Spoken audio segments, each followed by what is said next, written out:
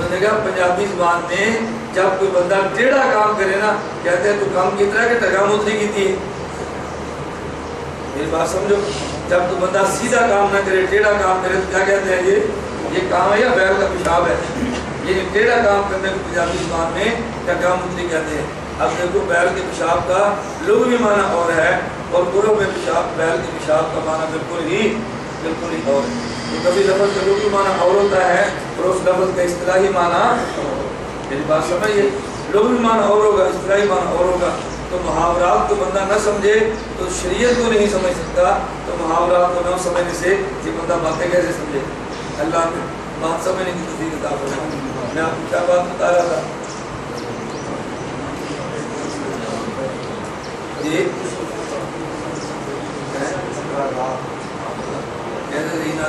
یہ میں نے محاورات کی بات کہاں سے چلائی ہے. عیسیٰ علیہ السلام کو واقعہ میں نے کیوں سنایا, محاورے کی بات کیوں کی. عیسیٰ علیہ السلام کو بیٹا میں نے بتایا کیوں ہے.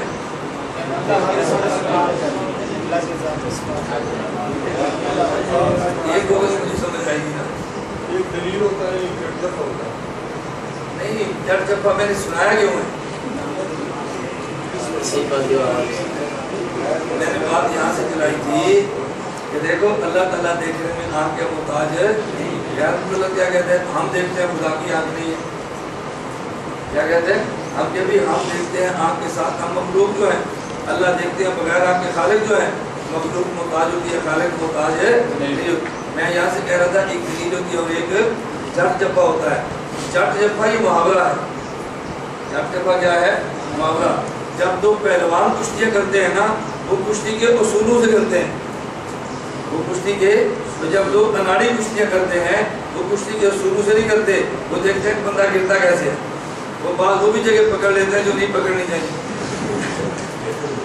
ایسے ہوتا ہے نا, جو پہلوان کبھی بھی نہیں ہاتھ لگاتے لیکن یہ وہ جگہ بھی پکڑ لیتے ہیں کیونکہ ان کا مقصود اصول نہیں ہوتا, ان کا مقصود گرانا ہوتا ہے.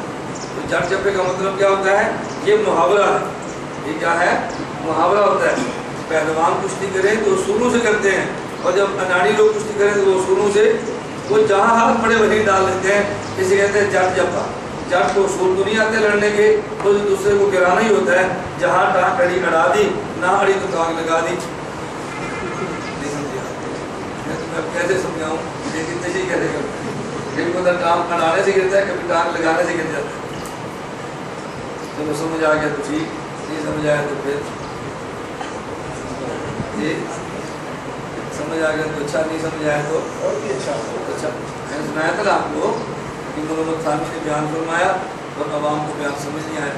ایک مول صاحب نے عرض کیا, حضرت آج آپ نے اتنا مشکل بیان عوام نے کیا جو عوام کو سمجھ نہیں آیا. لیکن محمد ثانی فرمانے لگے اگر سمجھ آ گیا تو اچھا, نہیں سمجھ آیا تو بہت اچھا. اگر آپ کو میرا بیان سمجھ آ گیا تو اچھا, نہیں سمجھ آیا تو بہت اچھا. اور اس صاحب نے عرض کیا, حضرت ہمیں تو آپ کا یہ جملہ بھی سمجھ نہیں آیا. بات سمجھ آ گئی. ثانی نے کیا فرمایا, میرا بیان سمجھ آ گیا تو اچھا, نہ سمجھ آیا تو بہت اچھا. اور صاحب نے عرض کیا, حضرت ہمیں تو آج آپ کا یہ جملہ بھی سمجھ نہیں آیا. حضرت نے فرمایا یہ جملے کا مطلب یہ ہے اگر میرا آپ کا بیان سمجھ گئے ہیں تو جو مسئلہ میں سمجھانا چاہتا تھا وہ مسئلہ سمجھ آ گیا, اچھا ہے. اور اگر جو میں مسئلہ سمجھایا تو نہیں سمجھ آیا تو بہت اچھا. ان کو مسئلہ تو سمجھ نہیں آیا لیکن ان کو یہ بات سمجھ آ گئی کہ مولوی تو یوں بہت بلند ہوتے ہیں, اب یہ اپنی عقل پر اعتماد کر کے کبھی گمراہ نہیں ہوں گے. ہماری ان کی رائے ٹکرا گئی نا, ان کا ذہن بن گیا ہے کہ عالم کا علم بہت بلند ہوتا ہے, ہم سے بحث نہیں کرے گا, کبھی گمراہ نہیں ہوگا. مسئلہ تو سمجھ نہیں آیا لیکن ان کو یہ بات تو سمجھ آ گئی نا کہ مولوی بشیر علی کے روم ہم سے بہت بلند ہیں, اب یہ کبھی بحث کر کے گمراہ نہیں ہوگا. تو جب یہ بات پیدا نہ ہو تو پھر بندہ گمراہ ہوتا ہے. گمراہ کب ہوتا ہے, آپ نے درس نظامی کیا ہے تو ہم اسلام کیا ہم نے بھی کیا. آپ عربی بولنا جانتے ہیں تو ٹھیک, آپ بولنا نہیں جانتے لیکن کچھ نہ کچھ ہمیں عربی سمجھ آ جاتی ہے. مان لیا ہم نے تفسیر استاد سے نہیں پڑھی لیکن ہم نے بھی ابوالعلا مودودی اور تیجر کو تفسیر کا مطالعہ ضرور کیا ہے. ہمیں اتنا بھی علم پڑھنا اپنا سمجھے. اب یہاں سے گمراہی شروع ہو جائے گی, اب یہاں سے گمراہی شروع ہو جائے گی. اور میں ساتھ کچھ کہتا ہوں, ہر بندے سے بحث کر کے اپنا وقت ضائع نہ کیا کرو. اگر کوئی ایسا بندہ آئے جو بات کو سمجھنا چاہتا ہے اور وہ صاحب بصیرت ہے اس سے بات کریں، مگر نہ سمجھنا نہیں چاہتا پھر بھی بات نہ کرے، اور اگر صاحب بصیرت نہیں بات سمجھ سکتا ہی نہیں ہے تو پھر بھی اس کو بات سمجھا کر اپنا وقت ضائع نہ کیا کریں، اپنے کام میں لگے رہا کریں۔ ہمارے بعض رات میں بہت تقاضا ہوتا ہے ہر وقت بحث ہو، ہر وقت مناظرہ ہو، کسی نہ کسی ٹکر پڑی ہی رہے، یہ ادائے مناسب نہیں ہے۔ بعض دعوت تبلیغ والا مزاج بناؤ، ہر وقت بحث کرنے والا مزاج اچھا نہیں لگتا۔ قرآن کریم نے کیا طرز دیا ہے؟ وَإِذَا خَاطَبَهُمُ الْجَاهِلُونَ قَالُوا، یہ طرز قرآن نے دیا کہ نہیں؟ ادعو إِلَىٰ سَبِيلِ رَبِّكَ بِالْحِکْمَةِ وَالْمَوْعِظَةِ الْحَسَنَةِ وَجَادِلْهُمْ بِالَّتِي هِیَ أَحْسَنُ۔ وَجَادِلْهُمْ بِالَّتِی هِیَ أَحْسَنُ، اس مراد مناظرہ ہے، ای ناظرہم، ای ناظر، یہ رد علی من یقبل مناظرہ، یہ تو مناظرے کی دلیل ہے۔ وہی قرآن کہتا ہے کہ خاطبهم الجاہلون قالوا، فإذا خاطبهم الجاہلون قالوا سلاما۔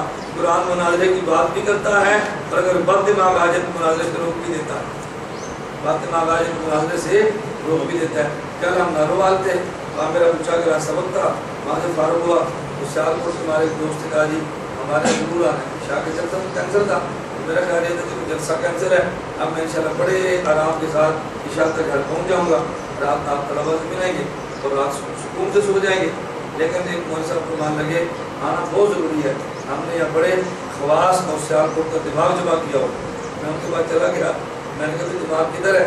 کہتا ہے وہ ایک تبلیغی ساتھی تھا، اس کو بعض غیر مقلد خراب کرتے ہیں، میں نے تبلیغی کو بھی بلا لیا ہے اور خراب کرنے والوں کو بھی بلا لیا۔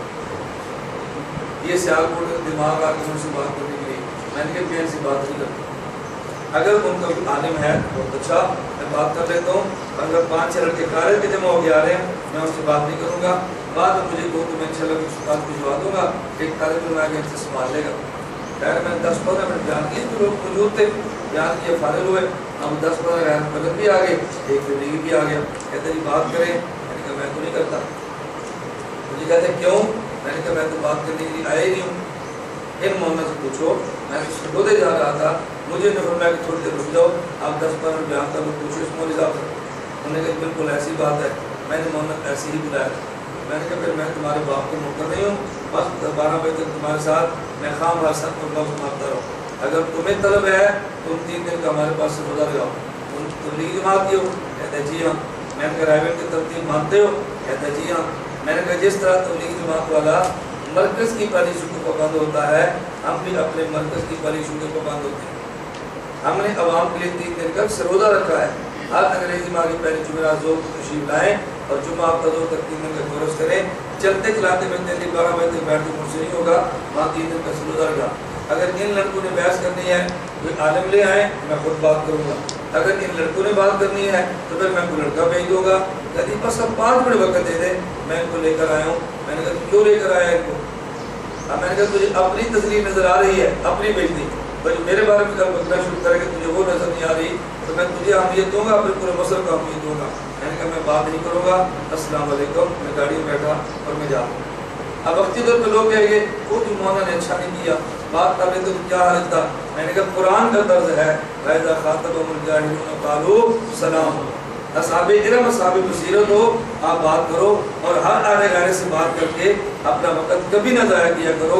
اگر اللہ کے لیے بات کرتے ہیں تو پھر اس کی پرواہ نہ کیا کریں لوگ کیا کرتے ہیں، اور اگر اللہ کے لیے نہیں کرتے پھر ہمیشہ اپنی عزت کی جنگ لڑیں کہ لوگ بہت بڑا آدمی ہے، بہت بڑا مناظر ہے، بہت بڑی بحث کرتا ہے، جس سے بہت شروع ہو جاتا ہے۔ کام اللہ کے لیے کریں گے، لوگوں کے لیے کریں گے، بولو اللہ کے لیے، لوگوں کے لیے، اللہ کے لیے کریں گے تو پھر اللہ کے اصولوں سے اپنے اصول کریں۔ کہتے ہیں کام اللہ کے لیے کرنا ہے، اصول ہمارے اپنے ہونے چاہیے۔ جب اللہ کے لیے کام کرنا ہے تو اللہ کے اصولوں سے بات کرو نا۔ وہ دو اجاز کی ربی کا بالحکمہ، جس اللہ نے فرمایا ہے وَإِذَا خَاطَبَهُمُ الْجَاهِلُونَ قَالُوا سَلَامًا، بھی اسی اللہ نے فرمایا ہے۔ ہر کسی سے بحث کرنا یہ قطعاً مناسب نہیں ہوتا۔ مجھے بات سمجھ آ گئی ہے؟ آپ تلاش رہ کیا کرو، مجھے غیر مقلد ملے تو میں ضرور شروع ہو جاؤں۔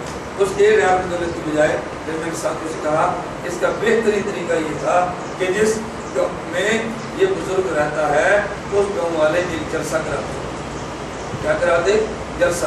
اس جلسے میں ایک بندہ نہیں، اس میں 1000-1500 بندہ جلسے میں شریک ہوتا۔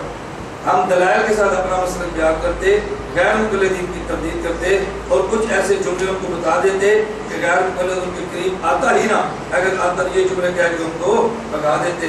جیسے قرآن کہتا ہے نا، قرآن کریم میں ہے فَإِذَا قَرَأْتَ الْقُرْآنَ فَاسْتَعِذْ، بولو فَاسْتَعِذْ بِاللَّهِ، اگر شیطان حملہ کرے تو کیا کرو؟ اعوذ باللہ. قرآن پڑھو تو کیا کرو؟ اعوذ باللہ. شیطان دوڑ جاتا ہے کہ نہیں؟ تو جس طرح کچھ اصول شیطان کو دوڑانے کے لیے ہوتے ہیں تو کچھ اصول خناس کو دوڑانے کے لیے ہوتے ہیں. کچھ اصول دکھا دو تاکہ شیطان قریب نہ آئے، اور کچھ اصول دکھا دو تاکہ خناس قریب نہ آئے. میں نے کہ ان کا بیان ہوتا، اصول و ضوابط بتا دیے جاتے، کوئی غیر مقلد آئندہ ان کے گاؤں میں پیدا نہ ہوتا. جب آتا تو لڑکے جملہ ایسا کہتے کہ غیر مقلد دعوت کا نام ہی نہ لیتا، ان کی سر گوبھی ہو جاتی، یہ بندہ قوم پہ کھڑا ہو جاتا، ہم وہاں پہ چیلنج بھی کر دیتے، اور یہی بزرگ 3 دن ہمارا لگا کے اپنے مسئلہ کو پڑھ کے اعتراضات کے جواب سیکھ لیتا تو یہ بھی ٹھیک رہتا اور بھی خراب نہ ہوتا. یہ بھی ٹھیک رہتا اور بھی خراب. لیکن ہمارے لوگ کہتے ہیں نہیں بیان نہیں کرانا، کریم مڈیانر بحث کرانی. میں نے کہا بیان کراؤ گے تو 300 کو فائدہ ہوگا، اور بحث کرو گے تو ان 3 کو بھی نفع نہیں ہوگا. تو پھر بحث مفید ہوگی یا بیان مفید ہوگا؟ وہ طرح جو قرآن دیتا ہے اس طرح کو اختیار کرو، بلا وجہ طرز کو اختیار نہ کیا کرو. نبی کریم صلی اللہ علیہ وسلم کی 23 سالہ دور زندگی میں دیکھ لو، مناظرے 1-2 ملتے ہیں اور دعوت روزانہ ملتی ہے. مناظرے 1-2 پر دعوت روزانہ ملتی ہے. ہم کہتے ہیں مناظرہ روزانہ کرنا ہے اور دعوت کا نام نہیں ہے. اگر آپ نے ہم سے تقریر کرانی ہے، پہلے ہمیں بتاؤ کیا دو گے، کیا کھلاؤ گے، کتنا کرایہ دو گے، کیا کھلاؤ گے، پہلے ہم سے طے کرو. ہم تقریر کرنے کے لیے آ رہے ہیں. سبحان اللہ، دین کی خدمت تو ہوئی نا. میری بات سمجھ، کیسی دین کی خدمت ہے؟ ہم یہ کھائیں گے اور اتنا لیں گے. اگر اچھا کھانا نہیں دیا تو بھی آئندہ نہیں آئیں گے، اور اگر ہماری فساد کی فیس نہ دی تو بھی آئندہ نہیں آئیں گے. اور آج کی تقریر پوری نہیں کریں گے، ناراض ہو کر چلے جائیں گے. کیوں؟ علماء کی قدر ہی نہیں ہے. کیا بات؟ علماء کی قدر ہی نہیں ہے. یعنی 1000 بندہ سننے کے لیے آ جائے یہ قدر نہیں ہے، 10,000 جیب میں ڈال دیں تو یہ قدر ہے. اور عالم یہ پیسے کمانے والی مشین ہے، یہ اللہ کے دین کی دعوت دینے والا انسان ہے. بتاؤ نا، یہ پیسے کمانے والی مشین ہے. تو یہ کون سا عالم کی قدر ہم نے بنا رکھی ہے؟ 10,000 نہیں دیتے تو عالم کی قدر نہیں ہے، اچھا مکان نہیں دیا تو عالم کی قدر نہیں ہے، اچھا کھانا نہیں کھلایا تو عالم کی قدر نہیں. شیخ احمد علی لاہوری رحمۃ اللہ علیہ، دنیا میں ان کا فیض پھیلا ہے. کہاں پہ؟ دنیا میں. کہا ہندوستان سے لیا اور لاہور میں آ کے انگریز نے چھوڑ دیا. اس کا خیال یہ تھا کہ گلیوں میں گھومتا گھومتا مر جائے گا، کوئی بندہ اس کو سنانے کے لیے تیار نہیں ہوگا. لاہوری شہرہ والا باغ میں بیٹھے اور درس قرآن شروع کر دیا. فرماتے قرآن تم تھام لو، قرآن تمہیں تھام لے. قرآن تم تھام لو، قرآن تمہیں تھام لے گا، قرآن تمہیں مایوس نہیں کرے گا. لاہوری رحمۃ اللہ علیہ جہاں بھی جاتے تو تاریخ میں لکھ دیتے، اور بندے کو آنا نہیں پڑتا، خط لکھتے ہم فلاں تاریخ پا رہے ہیں. پر میں ابھی ہم نہ پہنچے تو سمجھنا ہمارے پاس کرایہ نہیں تھا. ہم نہ پہنچے سمجھنا ہمارے پاس کرایہ نہیں تھا. کرایہ ہوگا تو ضرور آئیں گے اور تم سے لیں گے نہیں. اپنی جیب میں چنے ڈال کے چلتے تھے، اپنی جیب کے چنے استعمال فرماتے، اپنی جیب میں کرایہ استعمال فرماتے، میزبانوں سے کھانا پینا کھاتے اور پیسے بھی نہ لیتے. لاہوری جب دنیا سے گئے ہیں تو پھر کئی دنوں تک اسی لاہوری کی قبر سے خوشبو آتی رہی ہے. جب دنیا میں اس نے دین کی قدر کی ہے تو اس قبر کی مٹی بھی عالم کی قدر کرتی ہے. جب قبر کی مٹی بھی عالم کی قدر کرتی ہے. اس لیے میں کہتا ہوں بے دین اور دین بیچنے والے مولوی نہ بنو، اللہ کے دین کی خدمت کرنے والے عالم بنو. یہ کوئی دین کی قدر نہیں ہے. کیا دو گے، کیا کھلاؤ گے، کیا دو گے، کیا کھلاؤ گے. عالم کی قدر ہی نہیں ہے، بیٹھنے کی جگہ نہیں، عالم کی قدر نہیں ہے. یہ کھانا ہے، یہ اللہ کے نبی کا طریقہ نہیں ہے، نہ ہی نبی کے ورثاء کا طریقہ ہے. بالکل دارِ سمجھ رہے ہیں. ہم پیسے کمانے والی مشین نہیں ہے. ہم کون ہیں؟ نبی کے دین کی خدمت کرنے والے پیغمبر کے وارث ہیں. تو وارث کو وارث کی طرح رہنا چاہیے، وارث کو دنیا دار کمینہ بندہ نہیں بننا چاہیے. اللہ ہم سب کو دنیا سے محفوظ فرمائے. اللہ دین کی خدمت کے لیے ہم سب کو محفوظ فرمائے. آگے دیکھو مسئلہ استوا دیکھو.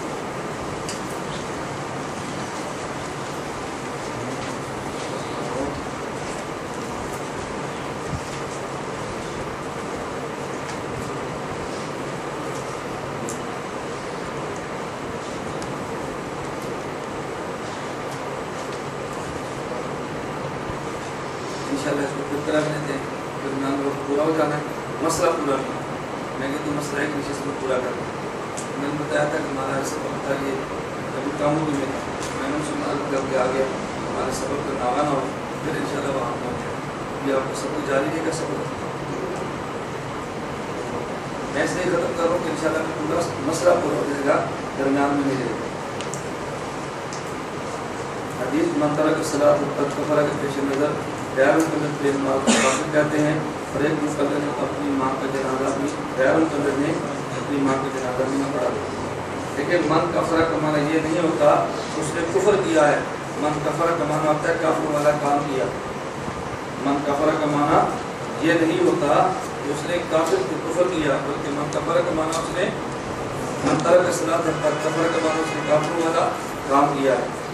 چھٹی دینی پھر میں سبق پورا کر لوں، میں تو جلدی جانے کے لیے کہا تھا کہ میرا سبق شروع ہے، اگر یہ کہ پھر میں اپنا مسئلہ استوا کا پورا کر لیتا ہوں، چکر پھر کر مسئلہ پڑھ کے شروع کر کچھ پڑھے، استوا کا مسئلہ سمجھے، ہمارے مسائل جو ہمیں وہ پورے ہو جائے وہ درمیان میں نہ رہ جائے۔ استوا علی العرش، اہل سنت والجماعت کے نزدیک استوا علی العرش اللہ تعالیٰ کی صفت ہے۔ اہل سنت والجماعت کے نزدیک استوا علی العرش اللہ تعالیٰ کی صفت ہے، جس کے حقیقی معنی اللہ تعالیٰ ہی کو معلوم ہے، اور قرآن مجید میں اس کے ظاہری معنی مراد نہیں۔ اس کے ظاہری معنی بات سمجھیں، ثم استوى علی العرش الرحمن علی العرش استوى، یہ جو قرآن کریم میں 4 مقامات پہ آیا ہے، استوا علی العرش اللہ تعالیٰ کی صفت ہے، جس کے حقیقی معنی اللہ تعالیٰ ہی کو معلوم ہے، اور قرآن مجید میں اس کے ظاہری معنی مراد نہیں۔ حضرت امام باقر رحمۃ اللہ فرماتے ہیں، اما الاستواء فالمتقدمون من اصحابنا لا يفسرونه ولا يتكلمون فيه، ہمارے متقدمین جو تھے استواء علی العرش کے مسئلے کی نہ تفسیر کیا کرتے تھے اور نہ اس میں زیادہ بحث کیا کرتے تھے۔ متشابہات میں زیادہ بحث کرنے سے آدمی کا ایمان خطرے میں پڑ جاتا ہے۔ بس متشابہ کے بارے میں یہی ذہن میں رکھو، اس کا معنی جو بھی اللہ تعالیٰ نے بیان فرمایا ہم اس معنی پر یقین رکھتے ہیں اور اس معنی میں بحث اور قرید نہیں کرتے۔ البتہ غیر مقلدین کے ہاں مسئلہ استواء علی العرش میں غیر مقلد کہتے ہیں استواء علی العرش سے اللہ تعالیٰ کا حصہ فوق العرش ہونا مراد ہے۔ اللہ تعالیٰ کا حصہ فوق العرش ہونا یعنی حقیقی معنوں میں جیسے کچھ بندہ بیٹھتا ہے نا، حقیقی معنوں میں اللہ تعالیٰ کا عرش پر ہونا مراد ہے۔ عقیدہ مسلم مولوی محمد یحییٰ گوندلوی صفحہ نمبر 219، آئیے عقیدہ سیکھیے پروفیسر طالب الرحمان شاہ صفحہ نمبر 39۔ عقیدہ مسلم میں مولانا یحییٰ گوندلوی نے اور آئیے عقیدہ سیکھیے میں طالب الرحمان شاہ نے لکھا ہے، ان کے حقیقی فوق العرش ہونا مراد ہے۔ ان کے ہمارے یہاں جو بات ہے استواء اللہ کی صفت ہے، جس کا معنی اللہ جانتے ہیں، تو اس کو متشابہات میں شمار ہی نہیں کرتے بلکہ کہتے ہیں محکمات میں سے ہے، جس کا صاف سا معنی یہ ہے اللہ پاک عرش پہ رہتے ہیں۔ استواء کا معنی اللہ تعالیٰ عرش پہ رہتے ہیں۔ ہمارے دلائل آپ اشارے کرتے جائیں، پھر دلائل نوٹ فرما لیں۔ نمبر 1، وَلِلَّهِ الْمَشْرِقُ وَالْمَغْرِبُ فَأَيْنَمَا تُوَلُّوا فَثَمَّ وَجْهُ اللَّهِ، سورہ بقرہ آیت نمبر 115۔ مشرق بھی اللہ کا، مغرب بھی اللہ کا، اور تم جدھر بھی چہرہ کرو گے ادھر اللہ کی ذات موجود ہوگی۔ صرف عرش کی بات نہیں، جدھر بھی چہرہ کرو ادھر اللہ کی ذات موجود ہوگی۔ دلیل نمبر 2، وَإِذَا سَأَلَكَ عِبَادِي عَنِّي فَإِنِّي قَرِيبٌ، سورہ بقرہ آیت نمبر 186۔ میرے پیغمبر اگر آپ سے پوچھے یہ لوگ میرے بارے میں، آپ کہہ دینا فَإِنِّي قَرِيبٌ، کہ میں قریب ہوں۔ اللہ کا عرش دور ہے، اللہ کا عرش دور ہے اور اللہ قریب ہے۔ اگر عرش پہ ہوتے تو بعیدوں کہتے، عرش پہ نہیں بلکہ کیا فرمایا؟ قریب۔ اور اس پہ یہ بھی سمجھو سوال کیا ہے اور جواب کیا ہے۔ غیر مقلد کہیں گے فَإِنِّي قَرِيبٌ سے مراد ہے، فَإِنِّي قَرِيبٌ سے مراد فَإِنِّي نہ فَعِلْمِي قَرِيبٌ، میرا علم قریب ہے۔ ہم نے کہا قرآن کہتا ہے وَإِذَا سَأَلَكَ عِبَادِي، جب بندے میرے بارے میں پوچھے آپ نے جواب دینا ہے کہ میں قریب ہوں۔ اللہ نے یہ نہیں فرمایا وَإِذَا سَأَلَكَ عَنْ عِلْمِي، میرے علم کے بارے میں پوچھے تو آپ کہنا میرا علم قریب ہے، بلکہ کیا فرمایا وَإِذَا سَأَلَكَ عِبَادِي، جب میرے بندے میرے بارے میں پوچھے، وَإِذَا سَأَلَكَ عِبَادِي عَنِّي، میرے بارے میں پوچھے آپ نے کہنا فَإِنِّي قَرِيبٌ، عرش دور ہے اور اللہ کی ذات قریب ہے۔ دلیل نمبر 3، يَسْتَخْفُونَ مِنَ النَّاسِ وَلَا يَسْتَخْفُونَ مِنَ اللَّهِ وَهُوَ مَعَهُمْ إِذْ يُبَيِّتُونَ مَا لَا يَرْضَىٰ مِنَ الْقَوْلِ، سورۃ النساء آیت نمبر 108 اللہ فرماتے ہیں جو رات کو چھپ چھپ کے مشورے کرتے ہیں یہ لوگوں سے تو چھپ سکتے ہیں مگر اللہ سے نہیں چھپ سکتے. کیوں؟ وَهُوَ مَعَهُمْ إِذْ يُبَيِّتُونَ مَا لَا يَرْضَىٰ مِنَ الْقَوْلِ جو باتیں اللہ کی پسندیدہ نہیں جب یہ رات کو مشورے کرتے ہیں تو اللہ ان کے پاس ہوتا ہے لیکن ان کو اس کا احساس بھی نہیں ہوتا. آیت نمبر 4 إِنَّ رَبِّي قَرِيبٌ مُجِيبٌ سورہ ہود آیت نمبر 61 إِنَّ رَبِّي قَرِيبٌ مُجِيبٌ میرا اللہ قریب بھی ہے اور میرا اللہ جواب بھی دیتا ہے. دیکھو قریب کے بڑے صراحتاً الفاظ موجود ہیں. اللہ قریب بھی ہے جواب بھی دیتا ہے. وَإِنْ اهْتَدَيْتُ فَبِمَا يُوحَىٰ إِلَيَّ رَبِّي إِنَّهُ سَمِيعٌ قَرِيبٌ سورہ سبا آیت نمبر 50 اللہ کے نبی فرماتے ہیں یہ جو مجھے اللہ کے فضل سے ہدایت ملی ہے یہ اس قرآن کی برکت ہے جو قرآن اللہ نے میرے اوپر وحی فرمائی ہے. جو قرآن اللہ نے میرے اوپر وحی فرمایا إِنَّهُ سَمِيعٌ قَرِيبٌ میرا اللہ سنتا بھی ہے اور میرا اللہ قریب بھی ہے. سنتا بھی ہے قریب بھی ہے تو سمیعوں کی صفت بھی موجود ہے اور قریبوں کی بھی موجود ہے. وَنَحْنُ أَقْرَبُ إِلَيْهِ مِنْ حَبْلِ الْوَرِيدِ سورہ کا آیت نمبر 16 اللہ فرماتے ہیں ہم تمہاری شاہ سے بھی زیادہ قریب ہیں. شاید آپ کو یاد ہو میں نے بتایا تھا کہ محمد تھانوی رحمۃ اللہ علیہ نے ایسی کتنی بہترین تشریح کی ہے یاد ہے. نحن اقرب الیہ من حبل الورید اللہ شاہ سے بھی زیادہ قریب ہے. شاہ تو بندے کی بالکل صاف ملی ہے اللہ اس سے زیادہ قریب ہوں گے. حکیم محمد تھانوی فرماتے ہیں اللہ اگرچہ لے سکے مثل شیء ہے لیکن میں سمجھانے کے لیے تمہیں مثال دیتا ہوں کہ شاید تمہیں بات سمجھ نہ آئے. جیسے ایک کاغذ دوسرے کاغذ سے مل جاتا ہے اور درمیان میں گوند لگی ہوتی ہے تو جب گوند سوکھتی ہے نظر تو نہیں آتی. کاغذ سے بظاہر بلا واسطہ ملا ہوتا ہے لیکن در حقیقت درمیان میں گوند کا واسطہ ہوتا ہے. اللہ بندہ اور بندے کی جان ملی ہے تو واسطہ اللہ کی ذات کے اللہ کی ذات نہ ہوتی تو کبھی بندہ اور بندے کی جان آپس میں نہ ملتے. تو بندہ اور بندے کی جان ملی بواسطہ خدا ہے اور اللہ بندے سے ملے بلا واسطہ ہے. جیسے کاغذ سے ملا بواسطہ گوند ہے اور گوند کاغذ سے ملی بلا واسطہ ہے. اللہ کی ذات بندے سے بلا واسطہ قریب ہوتی ہے اور شارک بندے کے بواسطہ خدا قریب ہوتی ہے. وَنَحْنُ أَقْرَبُ إِلَيْهِ مِنْ حَبْلِ الْوَرِيدِ دلیل نمبر 18 وَهُوَ مَعَكُمْ أَيْنَمَا كُنتُمْ وَاللَّهُ بِمَا تَعْمَلُونَ بَصِيرٌ سورہ واللہ تعالی بما تعملون بصیر سورہ حدید آیت نمبر 4 اللہ تمہارے ساتھ ہے اینما کنتم تم جہاں پر بھی ہو اللہ تمہارے اعمال کو دیکھ رہے ہیں. ہوا معکم جامع لفظ سے ہوا آتا ہے نا اس میں بنیادی بات سمجھ لینا. بنیادی بات جب بھی کہو گے نا ہوا وہ کہے گا نہیں ہوا سے مراد ہے علم اللہ کا علم. ہم کہتے ہیں ہوا ماہیت کے لیے آتا ہے. ہوا کس کے لیے آتا ہے جب کہتے ہیں ما ہوا ماہیہ تو سوال کس کے بارے میں کرتے ہیں ماہیت کے بارے میں صفت کے بارے میں.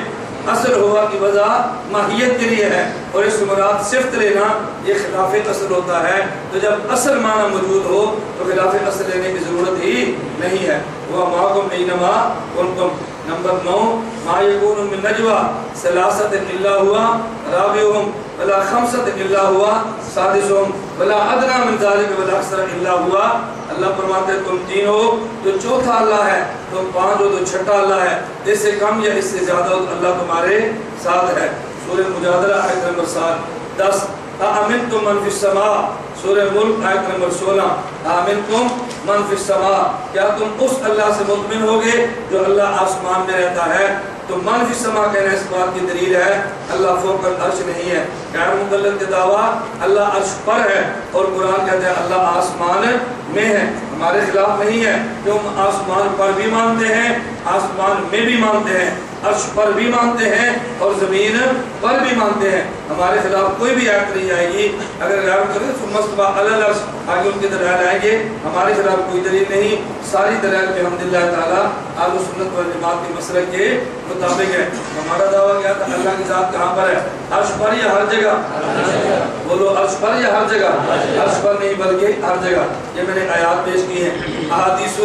احادیث بہت ساری ہم نے جمع کی ہیں. میں ہم میں سے 5 احادیث آپ کو سناتا ہوں. 5 احادیث لکھے جو سمجھنا مسئلہ بہت آسان ہے.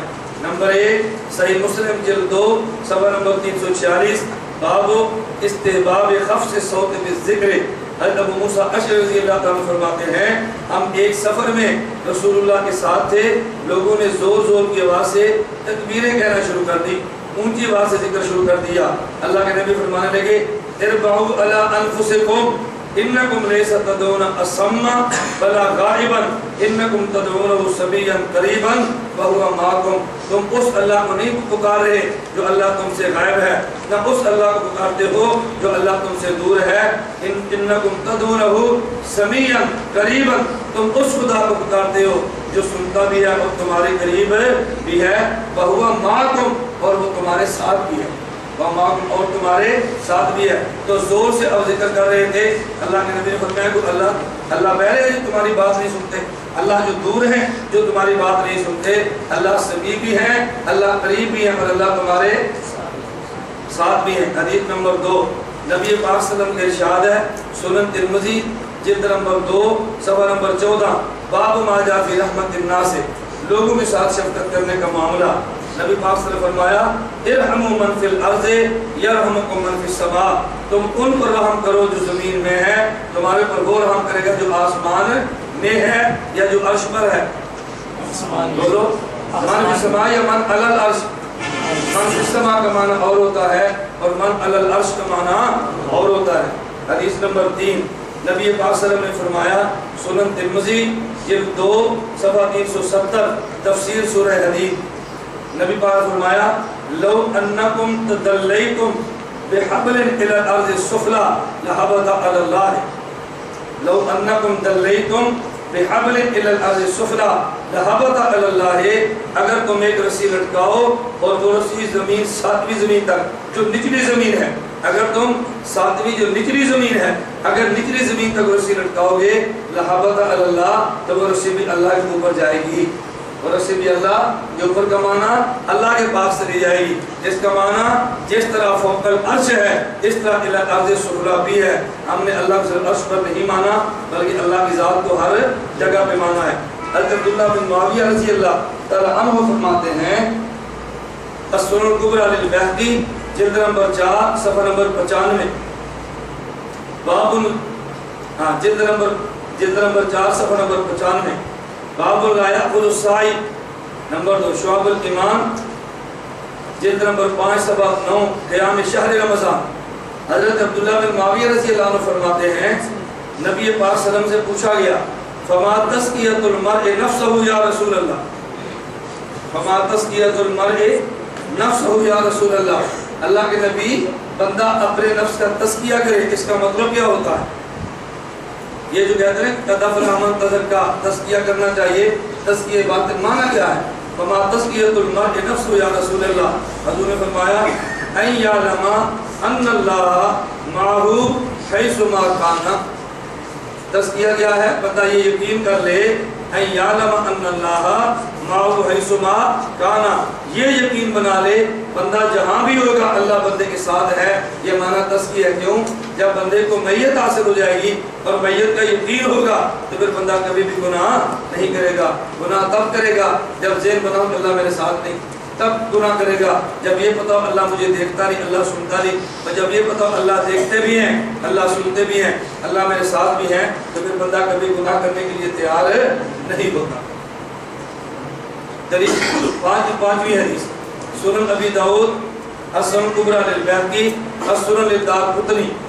حضرت ابو ہریرہ رضی اللہ تعالیٰ عنہ فرماتے ہیں، نبی پاک صلی اللہ علیہ وسلم فرمایا ان اللہ عز و جل یقول یوم القیامہ، اللہ قیامت کے دن فرمائیں گے یا ابن آدم مرضت فلم تعودنی، اے آدم کے بیٹے اے انسان میں بیمار تھا اور تو نے میری بیمار پرسی کیوں نہیں کی تھی؟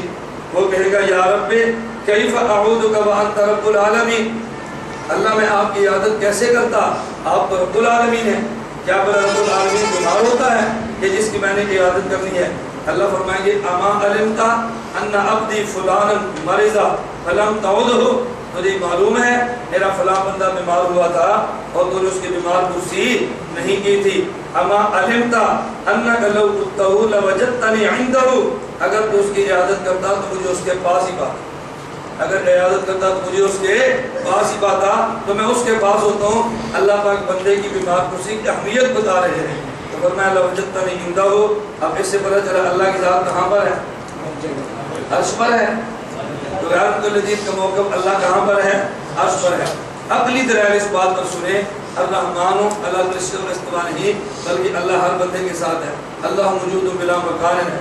نمبر 1 دلیل نمبر 1 اللہ تعالیٰ خالق ہے، اللہ تعالیٰ خالق ہے اور عرش مخلوق ہے۔ اگر اللہ تعالیٰ خالق اور عرش مخلوق، خالق ازل سے ہے اور مخلوق ازل سے نہیں، اگر اللہ تعالیٰ کو عرش پہ مانے تو سوال ہوگا جب عرش نہیں تھا تو اللہ کہاں پر تھا؟ جب عرش نہیں تھا تو اللہ تعالیٰ، دلیل سمجھ آ گئی؟ اللہ خالق عرش، بولو اللہ خالق عرش، خالق ازل سے ہے مخلوق ازل سے نہیں۔ اگر تم کو اللہ عرش پر ہے تو سوال ہوگا جب عرش نہیں تھا تو اللہ کہاں پر تھا؟ دلیل نمبر 2 حقیقتاً مستوی علی العرش ہونے کی 3 صورتیں۔ اللہ عرش پر مستوی کتنی صورتیں ہیں؟ 3۔ نمبر 1 اللہ تعالیٰ عرش کے محاذات میں ہو، بالکل عرش کے برابر ہے۔ نمبر 2 عرش سے متجاوز ہو، عرش چھوٹا ہو اللہ بڑے ہو۔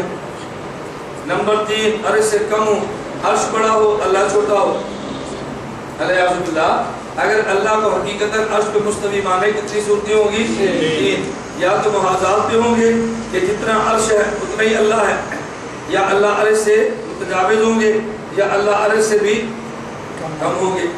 اگر پہلی صورت لیں کہ اللہ عرش کے محاذات میں مانے تو جو کہ عرش محدود ہے اللہ کو بھی محدود ماننا پڑے گا، حالانکہ اللہ غیر محدود ہے، حالانکہ اللہ غیر محدود۔ اگر اللہ کو عرش کے بالکل محاذات میں مانے تو عرش محدود ہے، محاذات میں مانے تو اللہ تعالیٰ کو بھی محدود ماننا پڑے گا، حالانکہ اللہ تعالیٰ محدود نہیں بلکہ غیر محدود۔ اور اگر یہ کہے کہ نہیں عرش تو چھوٹا ہے اللہ عرش سے متجاوز ہے، اس کا معنی ہوگا اللہ کا کچھ حصہ عرش کے برابر ہے کچھ باہر ہے، تو اللہ کے وجود کی تجزی لازم آئے گی۔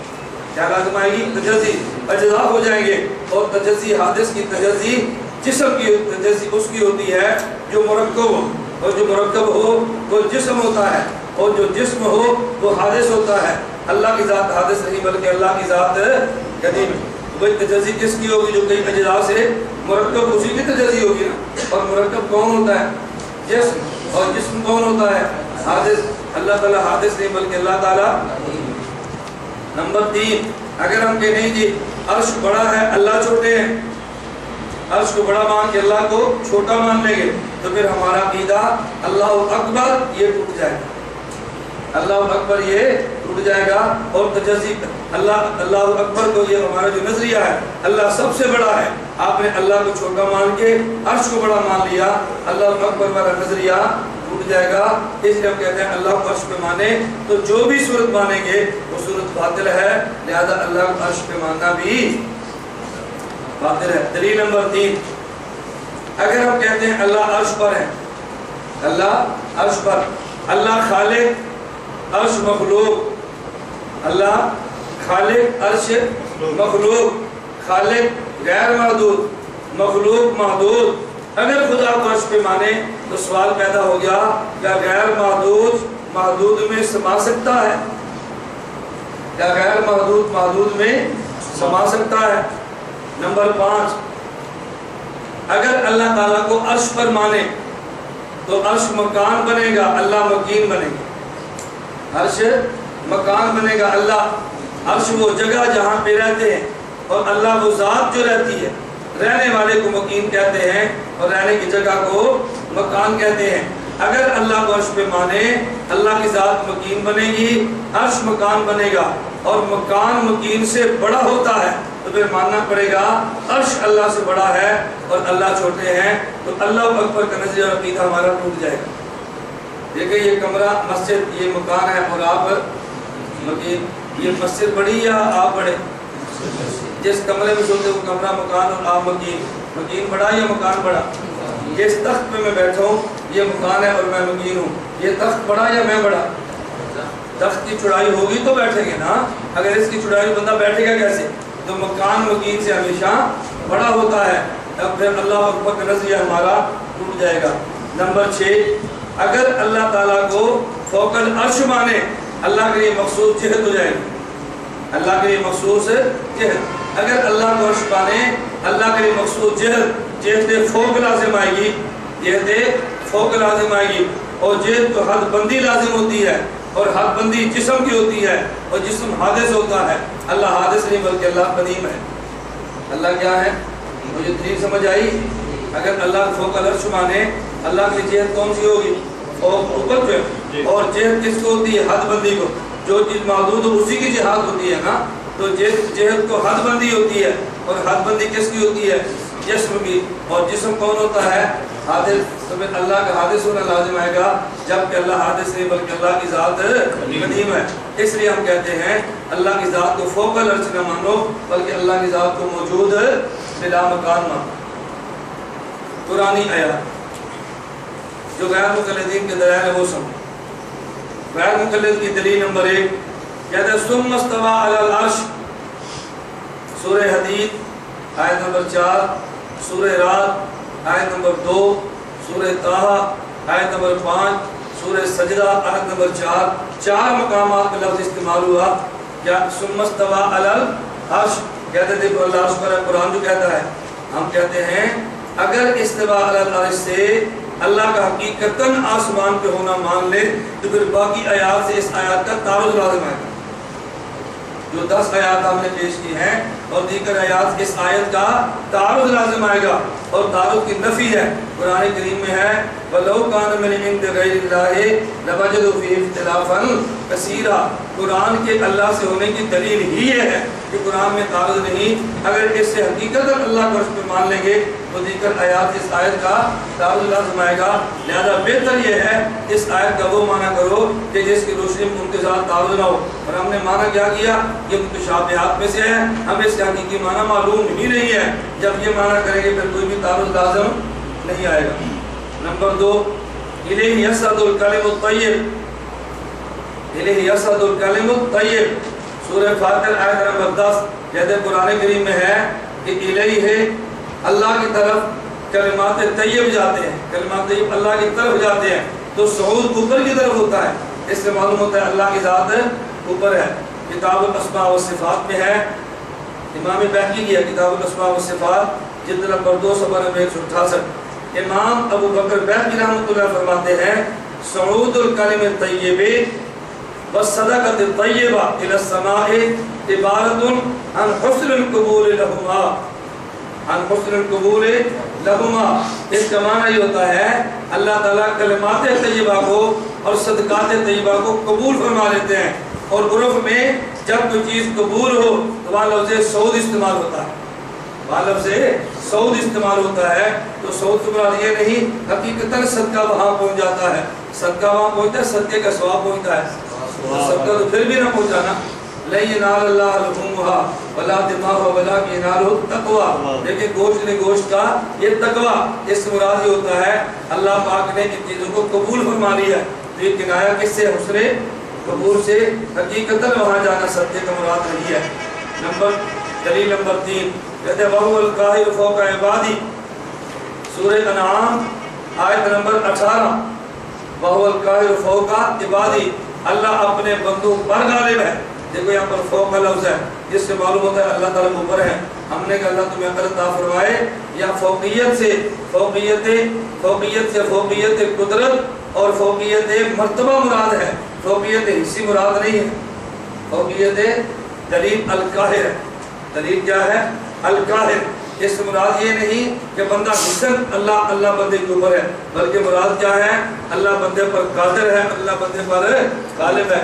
یہ بالکل ایسی ہے جیسے عرف عام میں 2-3 منزلہ مکان ہو اور مالک پہلی منزل میں بیٹھا ہو اور غلام تیسری منزل پر بیٹھا ہو، تو کوئی بندہ بھی یہ نہیں کہتا الغلام العبد قاہر علی المالک، کوئی بھی نہیں کہتا۔ کوئی کہتا ہے؟ بلکہ کیا کہتے ہیں السید غالب السید قاہر علی العبد، حالانکہ بیٹھا نیچے ہے اور پھر بھی قاہر کہتے ہیں۔ کیوں؟ ایک ہوتا ہے غالب ہونا اور ایک ہوتا ہے اوپر ہونا۔ فوق القاہر سے مراد کیا ہے؟ قدرت والا قادر ہونا اور غالب ہونا۔ یہاں فوقیت حصی مراد نہیں بلکہ فوقیت مرتبہ اور فوقیت قدرت مراد ہے۔ نمبر 4 قرآن کریم میں اَأَمِنْتُم مَّن فِی السَّمَاءِ، سورہ ملک آیت نمبر 16، سورہ ملک آیت نمبر 16. ہم کہتے ہیں من فی السماء کہا، من علی العرش نہیں نہ کہا. من فی السماء کہنا تمہارے خلاف ہے، من فی السماء کہنا ہمارے خلاف نہیں، کیونکہ ہم تو آسمان میں بھی مانتے ہیں اور زمین پر ہم تو موجود بلا مکان مانتے ہیں، پر بلا مکان مانتے ہیں. تو من فی السماء ہونا ہمارے خلاف نہیں بلکہ ہمارے خلاف فوق العرش مانتے ہیں. تعرج الملائکۃ والروح الیہ، تعرج الملائکۃ والروح الیہ کہتے ہیں اس سے اللہ کے فرشتے اور روح جبریل امین اوپر جاتے ہیں. یہاں بھی عروج سے مراد اللہ کے پاس جانا نہیں بلکہ محل امر مراد ہے. تعرج الملائکۃ والروح اس سے کیا مراد ہے؟ محل امر.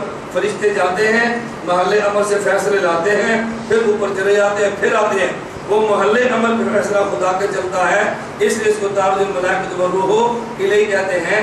یہاں اللہ مراد نہیں بلکہ الہ محل امر مراد ہے کہ اللہ کے پاس نہیں جاتے بلکہ وہاں جاتے ہیں جہاں پر فیصلے ہوتے ہیں. فرشتوں کا تعلق اللہ کی ذات سے نہیں، اللہ کے فیصلوں سے ہوتا ہے. جیسے ہوتا ہے اللہ کے فیصلوں سے ہوتا ہے. وَرَفَعَهُ اللَّهُ إِلَيْهِ، وَرَفَعَهُ اللَّهُ إِلَيْهِ سورہ نساء آیت نمبر 158. امام ابو عبداللہ محمد بن احمد القرطبی رحمۃ اللہ علیہ اس آیت کی تفسیر بڑی پیاری بات فرماتے ہیں. فرماتے ہیں وَرَفَعَهُ اللَّهُ إِلَيْهِ، بظاہر بندہ سمجھتا ہے عیسیٰ علیہ السلام کو اللہ نے اپنے پاس اٹھا لیا. کہتے ہیں نا اَيْ إِلَى السَّمَاءِ، اَيْ توجہ اَيْ إِلَى السَّمَاء، اوپر اپنے پاس نہیں اٹھایا بلکہ کدھر اٹھایا؟ بولو آسمان کی طرف. واللہ تعالی متعال علی المکان المکان، اللہ تو مکان سے بری ہے، اللہ کے تو مکان ہے ہی نہیں، ہم کہ اللہ مکان کی طرف یہ ہیں. اصل میں الیہ سے مراد الی السماء ہے اور خدا نے الیہ سما کی بجائے نسبت اپنی طرف کیوں کی ہے؟ آپ کو یاد ہوگا کہ چند دن قبل میں نے ممتاز کیا تھا. ہم کہتے ہیں ابو جی کہاں پر ہیں تو بندہ کہتے ہیں لاہور کے ہیں. ہم پوچھتے ہیں دادا ابو کہاں پر ہے تو کیا کہتا ہے؟ اللہ میاں کے پاس میں ہے. امام قرطبی رحمۃ یہ بات جو فرمائی ہے نا، اس کی تحریر امام فخر الدین رازی رحمۃ اللہ علیہ تفسیر کبیر جلد صفحہ 1588 میں فرماتے ہیں المراد الرفع الى موضع لا يجري في حكم غير الله. المراد الرفع الى موضع لا يجري في حكم غير الله. آپ سمجھئے المراد الرفع الى موضع لا يجري في حكم غير الله. یہ جو کہتے ہیں نا اللہ عیسیٰ علیہ السلام کو اپنے پاس بلا لیا ہے، اپنے پاس بلانے سے مراد ایسی جگہ پر بلا لیا ہے جہاں اللہ کے علاوہ کسی اور کا کوئی بھی فیصلہ نہیں چلا کرتا. دنیا میں تو حکم غیروں کے نافذ ہوتے ہیں بظاہر، لیکن اوپر چلے جائیں تو وہاں بظاہر بھی خدا کے علاوہ کسی اور کا حکم نافذ نہیں ہوتا. جب وہ جگہ جہاں پہ ظاہری اختیار بھی اللہ کے ہوں اس کی نسبت اللہ کی طرف ہوتی ہے. میں نے کہا تھا دادا ابو کدھر چلے گئے ہیں؟ اللہ میاں کے بعد. عیسیٰ علیہ السلام کدھر چلے گئے ہیں؟ اللہ میاں کے بعد. المراد الرفع الى موضع لا يجري في حكم غير الله، کیونکہ اللہ کے علاوہ کسی اور کا حکم وہاں چلتا ہی نہیں ہے. اس رفع الى السماء کی بجائے اللہ رب العزت نے رفع اللہ مراد فرما دیا ہے. کیا فرما دیا؟ رفع اللہ. اللہ کے آسمان پر یا عرش پہ ہونے کی سب سے مضبوط ترین دلیل غیر مقلد جو پیش کرتے ہیں ذرا اس کو سمجھیں، جو سب سے زیادہ ان کی دلیل مشہور ہے. حضرت معاویہ بن حکم سلمی رضی اللہ عنہ فرماتے ہیں، صحیح مسلم جلد صفحہ 303 پر روایت موجود ہے.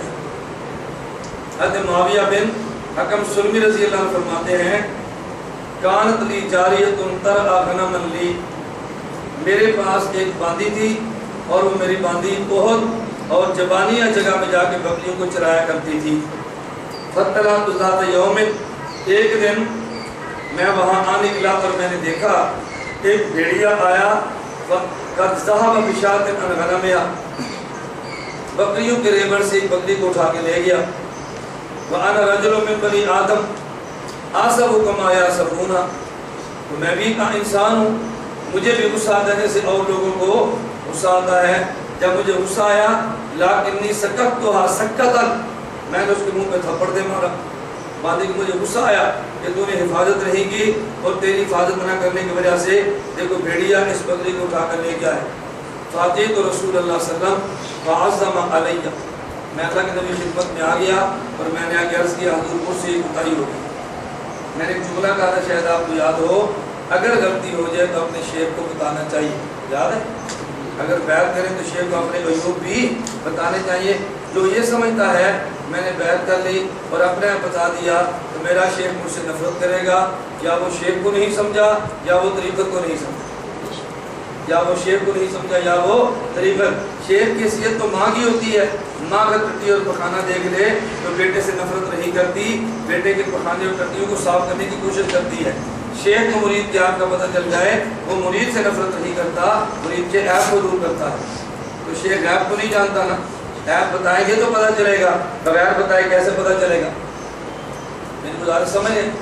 میں جامعہ امدادیہ فیصل آباد میں تھا درجہ رابعہ والے ساتھ. میں نے کراچی خط لکھا تھا لکھتا والشاد حضرت مولانا رشید احمد جانوی نور اللہ مرکزہ کو. میرا حضرت سے بیعت کا تعلق نہیں تھا، اصلاحی تعلق تھا. میں خط لکھتا تھا.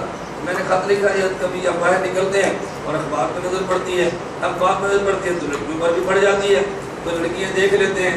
میں نے مجھے خط کا جواب لکھا اور میں جب لڑکی پر نظر بغیر ڈالے پڑ جائے ایک روزہ رکھے اور اخبار پہ نظر بغیر ڈالے پڑ جائے تو 2 رکعت نفل پڑھے. آپ کی اخبار ہم نے بند کر دی، نہ اخبار دیکھے نہ لڑکی پر نگاہ پڑے. اب شیخ کی بات مانیں گے تو بدنگاہی سے بچیں گے نا.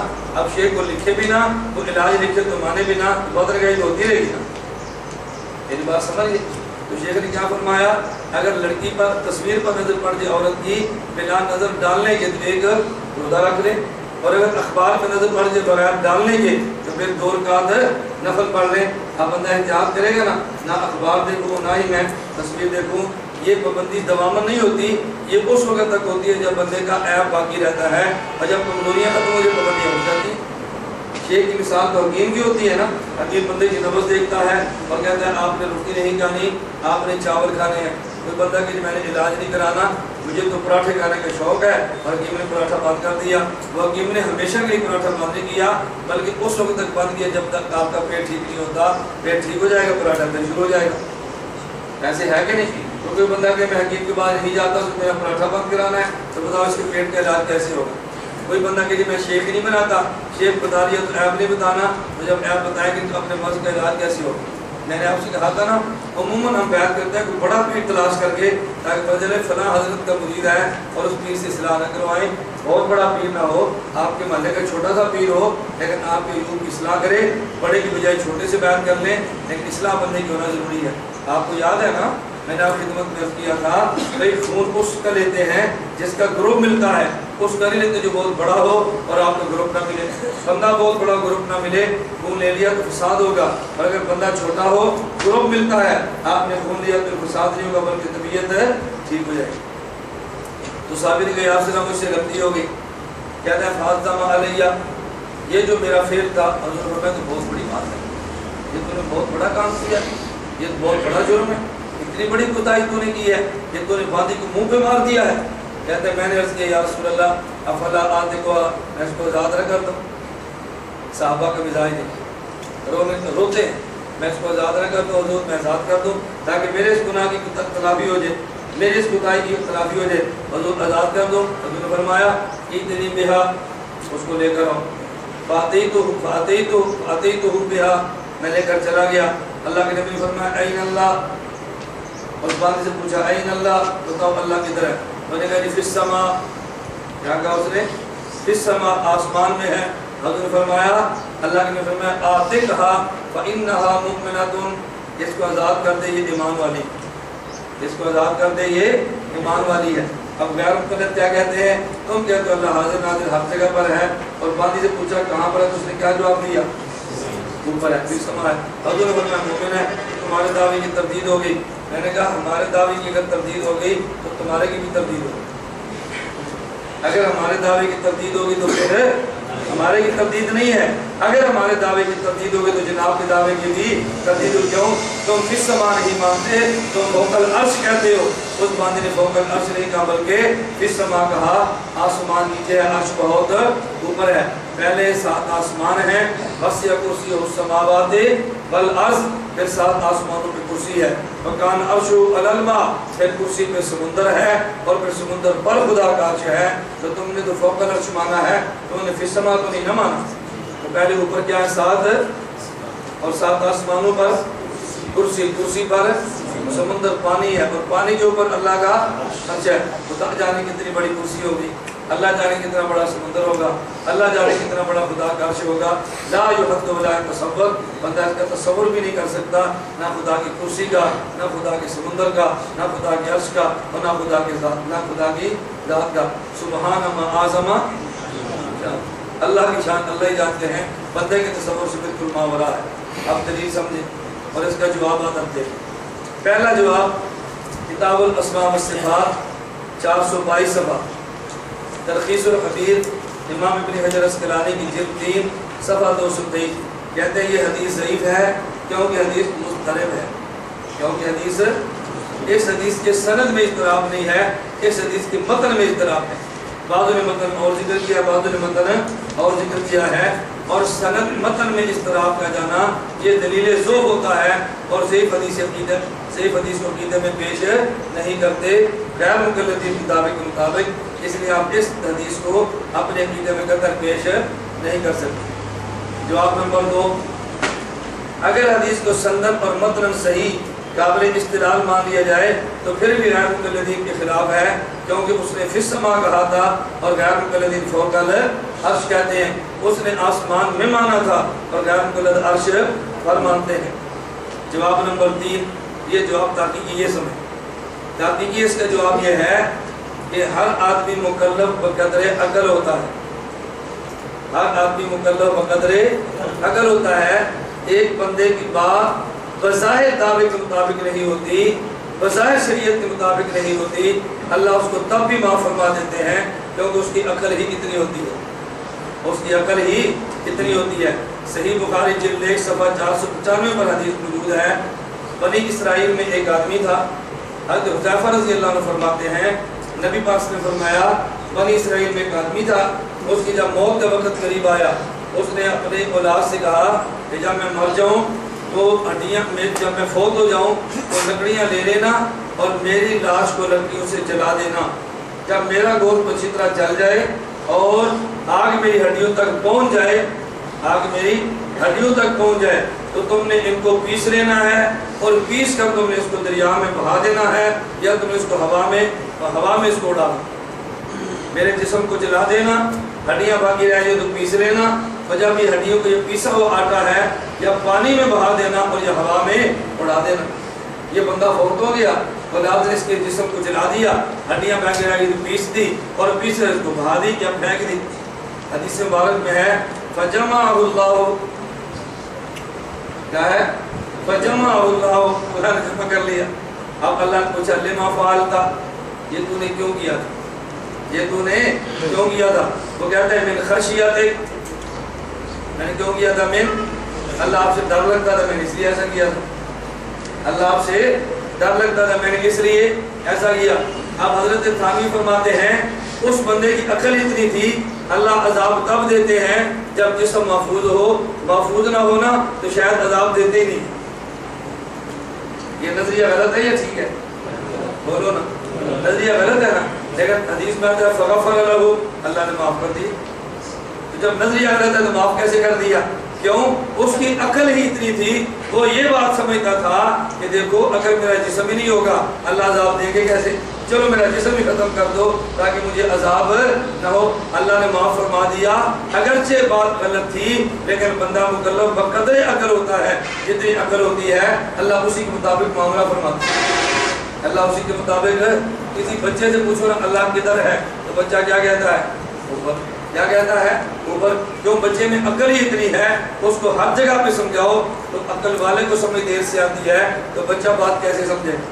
تو جو کہ بقدر عقل بندہ مکلف ہوتا ہے، حکیم محمد تعالی فرماتے ہیں جتنی اس عورت کی عقل تھی تو اللہ کے نبی نے عقل کے مطابق فرمایا فَأَنْتِ مُؤْمِنَةٌ فَهِيَ مُؤْمِنَةٌ، کہ عورت ایمان والی ہے، فآت کہا چلو اس عورت کو آزاد کر، یہ عورت آزاد والی، اس عورت کو آزاد کر دو۔ حکیم محمد تعالی رحمۃ اللہ علیہ نے اپنے خطبات میں بڑا عجیب واقعہ لکھا ہے، اور میں مولوی صاحب کہہ رہے تھے اللہ آنکھ سے پاک ہے، اللہ ہاتھ سے پاک ہے، اللہ زبان سے پاک ہے، اللہ کان سے پاک ہے۔